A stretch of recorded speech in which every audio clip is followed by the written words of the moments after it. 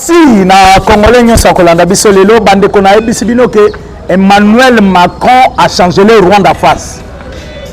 Mais je vais vous dire quelque chose.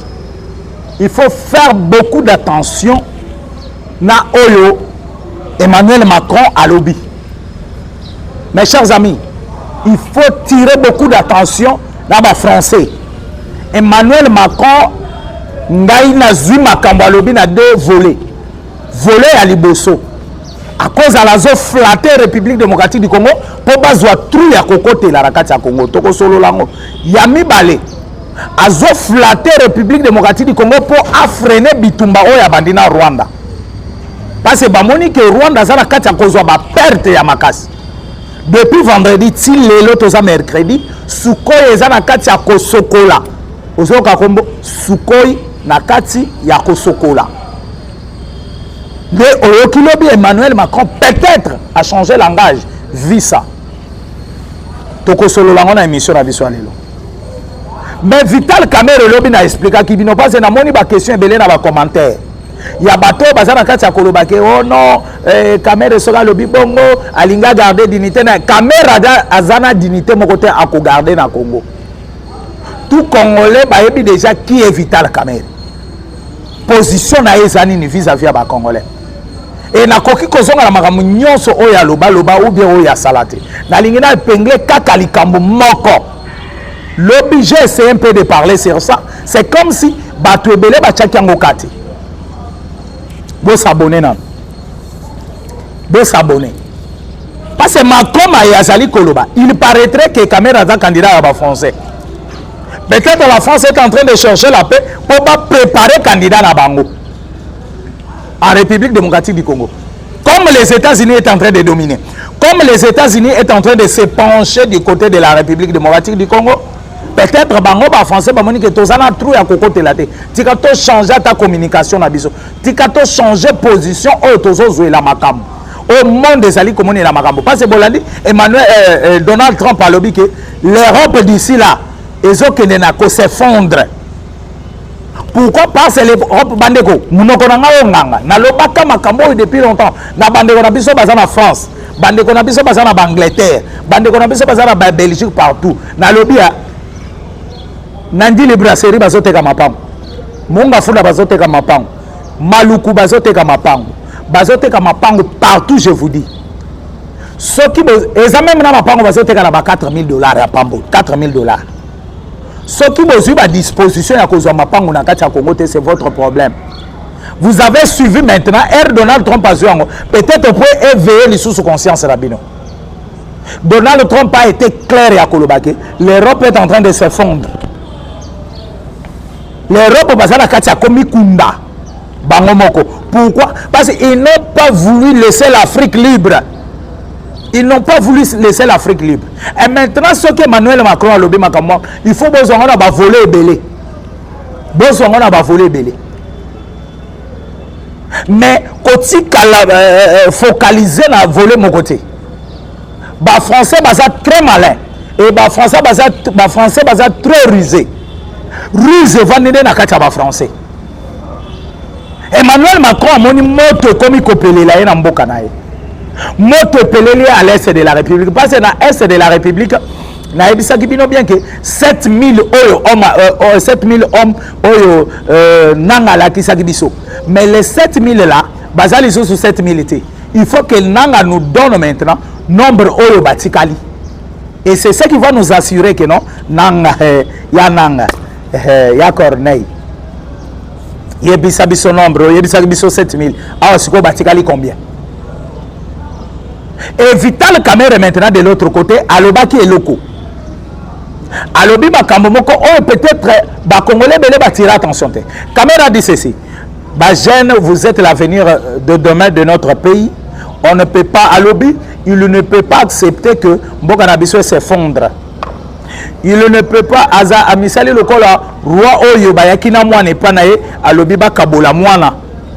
nani mama oyo azalaki ya mwana te donc babotaki bana moko alaleli mwana na ye akufi mosusu mwana atikali baye na ye pa roi alobi non nde bozowelela mwana oyo alobi ya ye oyo alobi ya ye topasola mwana de façon que oyo azwa ndambo oyo azwa ndambo oyo azalaki mama mwana te alobi topasola mais oyo azalaki mama mwana alobi non bopesa ata ye namonaka ye na maboko na ye donc kamere alingi ayebisa biso ke badepute oyo batelemele na kati ya assemblée nationale baza bakolo Congo te bango ye nde bakolo Congo bakoki kondima te ke Congo ekufa c'est ce qu'il a dit nde maloba na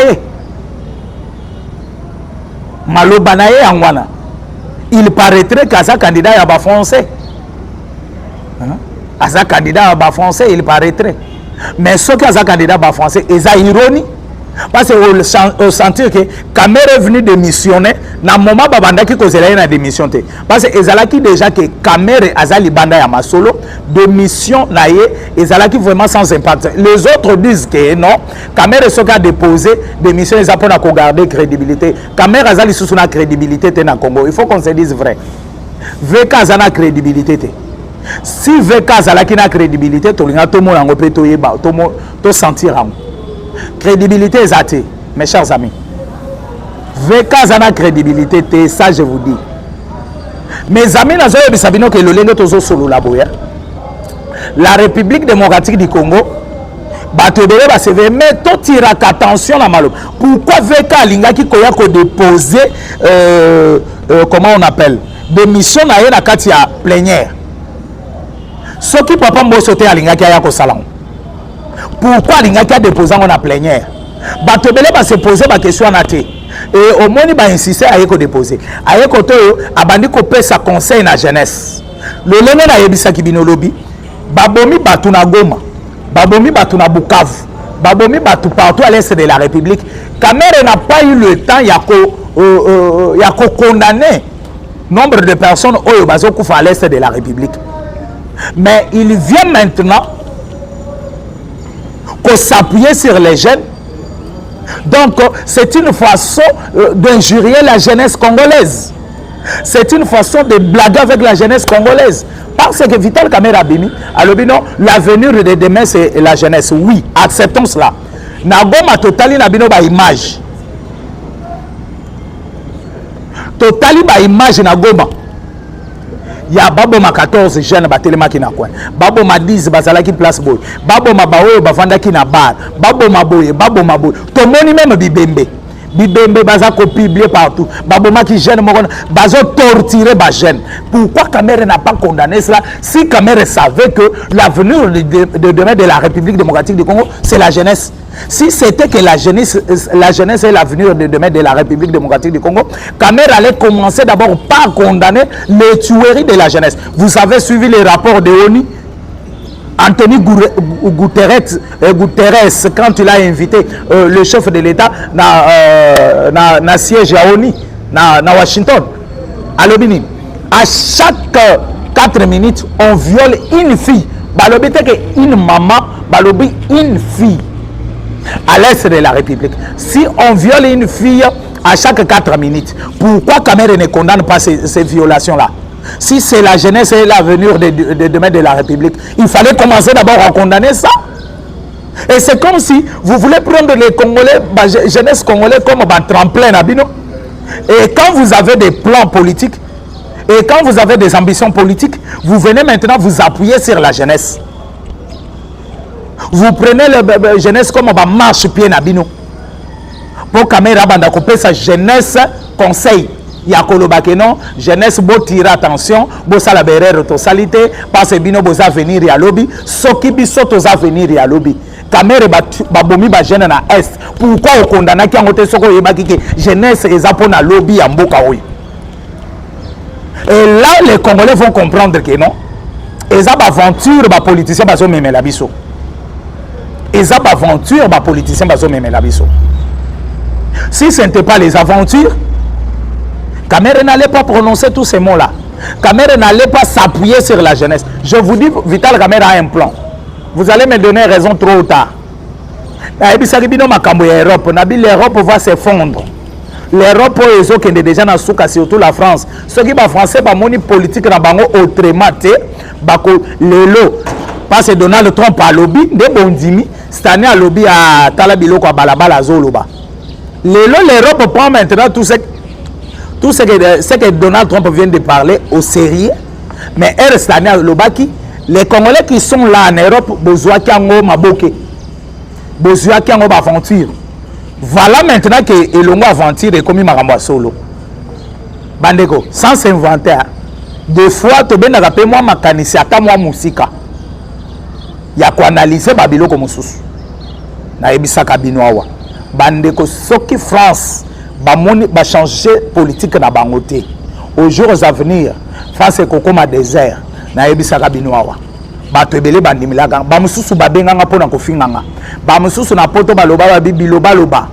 Ozo lobana. Mais lelo Donald Trump parle bien seconde bondimi. L'Europe est en train de se poser des questions. Est-ce que Koko Mandengenini, Ekoyela Nanzelanini, Ekoyela Nanzela ya makambo ya mabe bosali na Afrique. Ekoyela Nanzela ya makambo mabe oyo bosali na Afrique. Ce qui makambo ya mabe bosali na Afrique, vous trouvez là une solution. Sachez bien que l'Europe beaucoup vend en paix. L'Afrique c'est un continent béni par Dieu. Vous avez suivi le chef de l'État congolais, lobby, comment il s'est inventé sur l'Afrique, sur la République démocratique du Congo. Mes chers amis, tous ont conscience. Tous ont conscience. Et Vital Kamerhe maintenant, à lobby bilo kwana silisi. Mais il paraîtrait que Vital Kamerhe va faire une conférence de presse d'ici là. Et dans ces conférences de presse là, Azama Kambazo Bongisa Aloba. Makambo Azana Katsako Bongisa Aloba, avant Lobango, je souhaiterais demander à Vital Kamerhe de nous expliquer d'abord, de nous donner d'abord un coup de torche sur les dépenses faites avec 400 millions de dollars de l'Assemblée nationale. Si VK Kosalango devant les médias, que non 400 millions yaki, na salaki boy, na salaki boy, na salaki. Parce qu'aujourd'hui dans l'Assemblée nationale, jeunesse, quand Kamerhe parle de jeunesse, c'est pour cela que je vous dis qu'il est en train de cracher sur la jeunesse congolaise. On a tué notre musicien à Goma ici, c'est qui? Babomi. Babomi Batouebele, est-ce que Kamerhe a déjà condamné? Le régime de Kabila a tué la jeunesse ici. Thérèse Kampangala, Rossi Mukendi, Arma Matungulu, Banani Bakoufi Bele. Est-ce que Kamerhe a tikala côté le mapona ko condamné à lobby? Non, bobo ma jeunesse était à venir dans le lobby. Non. Aujourd'hui, je vous dis, si l'M23 oyoki bazoli la pambate. Nazo makamomi balete, mais la ligne na zonga sima moi ndambu pour na kolakisa na bilo ba congolais nyonso ke non, c'est que Vital Kamerhe a parlé jeunesse tous à la distraite. Il paraîtrait aussi ba journaliste invité dans la conférence de presse on a 14 000 $ à chacun. 14 000 $ à chacun. Aux jours à venir, je vais vous dire, si c'est vrai que les 14 000 $, bazo et bisabiso, c'est vrai. Aux jours à venir, Bolandi Didier Kamerhe a tweeté clairement que Kamerhe sera candidat 2028. Mais tant que l'union sacrée où Kamerhe a allé appartenir, va désigner nous dauphin à chef de l'État. Ce qui dauphin à chef de l'État à Kozala. Mais c'est le chef de l'État qui va désigner maintenant dauphin. Comment Kamerhe peut commencer à se... Donc, il est en train d'influencer. C'est pour cela que la jeunesse, vous tirez attention. Jeunesse, vous savez la keba. Basala biso ba marche piété. Basala biso ba tremplin te soki balingi ba mata, il faut s'appuyer à casser jeunesse. Il faut faire beaucoup d'attention mes chers amis, mes frères, mes sœurs. Tout ça la keba. Tout ça la keba. Tout ce que l'ennemi de la République démocratique du Congo peut faire est ironie. Ironie. Et surtout les Rwandais, je vous ai dit. Vous avez vu la France. Emmanuel Macron a bimi. À lobby au nom, il faut que les Rwandais respectent l'intégrité territoriale de la République démocratique du Congo. Il faut faire beaucoup d'attention sur ça. Pourquoi je dis ça? Emmanuel Macron, c'est bien lui le premier sponsor il y a M23 AFC à l'est de la République. Aujourd'hui, s'il est en train de plaider sur Kivu, alors non, laissez ceux qui vivent na Kivu, bafanda na Kimia. Et na landi na kolobanae, azo pengle moi mingi sur Sud Kivu. Mais pourquoi Nord Kivu azotika? Pourquoi azotika Nord Kivu? Ni l'espèce bango qui pelekesi, qui sont troubles les ayani. Qui sont troubles les ayani. Mes amis, makamunazo ebisabino na lobaka munoko na nganga. Et réseau bimasiko pas ba autorité du monde ndebo trouvant au sérieux. Quand moi je parle, vous trouvez ça bongo bongo à biloko azoloba. Nakobanda ko rappeler bino moko pesi maya mususu. Nakobanda ko rappeler bino munoko na nganga. Emmanuel Macron biloko azolobana. Alobi Rwanda a se retiré na mabela Congo. Bandeko bazana Kivu bazana pose ya ba vivre pe na Kima. Bandeko bazana Kivu bazana pose ya ko vivre na Kimia. Selon Emmanuel Macron. Donc aujourd'hui Emmanuel Macron vient de se rendre compte que non, bato baza à l'est de la République bazana pose ya Kimia. Il s'est rendu compte que non, non, ce n'est pas pour ça. Façon Donald Trump a tout lié l'Europe. Façon Makambozo le Kanakati à France na minute. La bisbino premier ministre dans les bandades.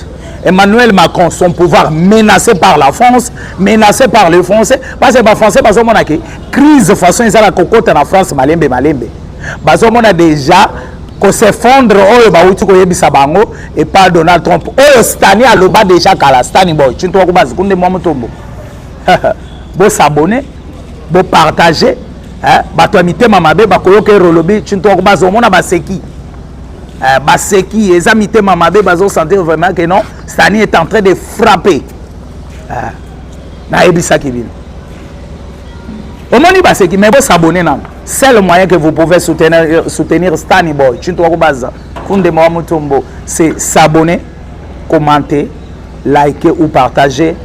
C'est bien aussi pour votre chaîne et surtout bah il va s'abonner na noter bon mais ko s'abonner na moya lelo et ko zala bien makasi ainsi que Emmanuel Macron lobi biloko na lobi ponane ndeko na ebisi bino ke la France nde batikali libanda na ba grande puissance. L'Angleterre a soigné image na ye. États-Unis azala kati ya soigner image na ye a sokoli yango komisiango ezongala. Russie azo soigner image na ye. Chine azo soigner image na ye. L'Allemagne azo soigner image na ye. France azo tikala kaka libanda. Oyoke Emmanuel Macron alobi Angleterre azo risqué tika la capitale ya Islam aux jours à venir. Ah mwana mobali oyo ayena makambo moko ya Donald Trump Trump ayena makambo moko bandeko nazo ebisa bino et pesi Europe mobimba chimie Europe bazui chimie balobi nini eza na kati ya ko se préparer. Qu'est-ce que les Arabes sont en train de préparer? Na ebisa bino le fait que Turquie a longué côté ya Union européenne a qui ko s'affilier na BRICS ezalaki déjà failli à makasi parce que la Turquie jouait la sentinelle. Turquie a bandaki ko jouer qui sentinelle il y a Europe parce que ba pays sauvage union so pomba côté Europe ba bandaki ko passer par Turquie. Comme Turquie a na bango lisusu te Turquie peut laisser ba passage et comme anango facile pour na kokota na Europe. Et là l'Europe risque de s'effondrer comme Donald Trump vient de le dire. Il faut faire beaucoup d'attention. Erba payona na uti ko cité ba Allemagne ba nini. France ce qu'on est consenti que atikali moko isolé. Ba payona ba komi trop penché na États-Unis d'Amérique. Et tant que les États-Unis d'Amérique maintenant bazana makambu, bazana ba pour parler na République démocratique du Congo, bazana deal oyo balingi ba signer na République démocratique du Congo, Hollande sikoyo, France atali amoni na tikali libanda. Tikana mekata ko bongisa tala mutu à trahir continuera toujours à trahir. La France est en train de nous trahir. Pourquoi ce qui Vital Kamerhe na zozo nga simamana Vital Kamerhe soka sali likambo na Congo mutu adefendaka etro ezalaka ambassadeur français yende mutu amisalaka avocat ya Vital Kamerhe. Pourquoi est-ce que ba Congolais basi bazwa temps ya ko se poser ba question sur ça? Pourquoi ezalaka kaka bon? Mes amis, nazoye bisabino clairement que makambo nazoloba makambo nazana kati ya koloba Inch'Allah. Inch'Allah. Les lotés, l'obité, beaucoup bien a raison. Et c'est fini aussi pour l'Est de la République. Parce que les généraux, Motema ya Mwindu, il y a Paul Kagame, général innocent, les lieutenants général innocent, Aouti Koti Kamokili, que son âme repose en désordre. Pourquoi je dis cela? Le monsieur a qui contenté Maginae na Est de la République. Suko eleki, suko ezongi, suko eke na lobi ba mususu ba kundami bango moko, ba mususu banzetende kundi bango, ba mususu drone kamikaze mati. Mawa. Nanga zolela. Nanga se pose des questions. Tala, bananga na minito ya bazaya kokufa pe ya kopola. Mais bazo tambola. Parce que France Moutouazaki si manabango, si c'est vrai que Makambo Emmanuel Macron a lobby et outil au fond de son cœur, nanga baza déjà à Kopola mais bazo tambola. C'est l'allié batikala ki na ya makasi. C'est l'allié à koma ki kosa l'effort yake non. France azalata nani Rwanda a kokata ko persister mwanda. C'était la France. Mais France c'est comme si a komi kosa la nazo confirmant on te base bato na baza ba traître. Ba français baza ba traître ya makasi. France c'est comme si ndomoni nazaka na kati ya ko confirmer te nazana kati ya ko supposer nazo chango au conditionnel. Ce n'est pas pour rien. C'est comme si la France est en train maintenant de se retirer petit à petit. France azana kati ya ko zongisa ba pana ye na sima. Mes chers amis, landa li solo sikoyo, hein, landa li solo oyo kamaye Stani Boy azali kobeta poto okende malembe na suka ya mission na biso, hein, to okende malembe na suka. Mes amis, nde France a remarqué que États-Unis azana kati ya kobenda ba pays belé bazana kati ya kozwa conscience poto zo peu par de gâteau na kati ya comment on appelle na kati ya Congo. Il faut tokota na idéologie ya États-Unis d'Amérique. France ko amoni Allemagne akei, Belgique akendaki déjà kala tongo, Belgique akei, Russie akei, Chine azali. Parce que bayebisi bino que non, Félix a bradé les minéraux et pas Kabila. Batu ya Kabila basolo bango a bradé minéraux pour vendre na pouvoir. Moi je vous dis, to brada ta minéraux to vendre na kimia. Que Kagame ya zu minéraux oyo Kabila bradé la kié, mais azobo mape ba Congolais. Non. Non, biso to kondi mangote. Il faut nde bango baluka comment. Et il faut bango baye ba bien que ba pays na nyonso baye pamba te ndo moni chef de l'état atiki chance na ba pays nyonso ya monde. Au moment l'Afrique du Sud a chepa pas, l'Allemagne a chepa, Chine kutu tolo bate, Russie, nani, Kazakhstan, bazo chaba pa bango nyonso. Bazo chaba pa. Bazo katsa kola ki sa volonté o bazali nango sur la République démocratique du Congo. Volontaire n'est pas pambaté parce que la France les États-Unis d'Amérique plutôt balingi bakambu échanger dans mokili. Donald Trump Hollandi lobby à lobby, il faut que bitumba ya mokili est là. Et la France maintenant bango bazana ancien système yake bitumba yeza la pobiso to régner. Différence maintenant est comme koyando moni a ebisi bango clairement que non. Aux jours à venir, la France va s'effondrer. L'Europe va s'effondrer. Ce qui l'Europe s'effondre, donc cela veut dire que déjà la France n'est pas kubanda ko s'effondre bato liboso. La France, ça va commencer avec la France. Mes chers amis. Mais le chef de l'État invité maintenant la secrétaire, il y a ONU, Anthony Guterres. bameki kosolola si ndeko bunde la République démocratique du Congo na Assemblée générale des Nations Unies.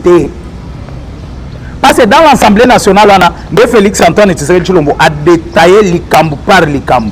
À la kisi bango noir sur blanc. À la kisi bango lolenge Congo azali komone la makam. Lolenge Congo azali ko lukakimia. Demoni Macron aleki a changé langage. Trump a ko beta bango tout ça ce n'est pas pour rien. Et ça na maloba. Balandaki d'abord conférence de presse et chef de l'État. Oh ba Rwanda ba yaki ko infiltré. Le monsieur azali ko se déclarer oh morphologie nangai peut-être c'est un Rwandais.